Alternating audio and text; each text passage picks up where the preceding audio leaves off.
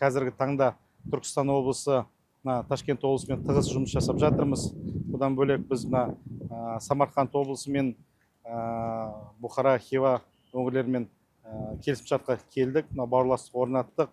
Бірінші бағытта біз туризм мәселесін дамыту бойынша мен былтырғы жылы Өзбекстанға сапармен барғам. Сол жерде біз Хива, Бұхара, Самарқанд қалаларымен сол жерде өзімізбен бірге туристік компаниялар өзіміздің Түркістан қаласын қонақ үйлерімен барып, сол жерде екі жақты турпакеттер орнатып, осында туристер санын көбейту бойынша жұмыс жасап жатырмыз. Былтырғы жылдың өзінде 1,5 миллион турист қабылдаған болатынбыз. Ол алдыңғы жылдармен салыстырған кезде 116%-ға өсім көрсетіп отыр. Оны жылдан жылға әрмен қарай дамытамыз деп жатырмыз. Бұдан басқа Түркістанның әлеуетін ескере отырып, біз ет саласында қазір жұмыс жасап жатырмыз. Осы жерде бізде Қазақстан, Өзбекстан келісімшарт бойынша МИД Магнат Өзбектің компаниясы бізде ет бордақылау бағытында жұмыс жасап жатыр.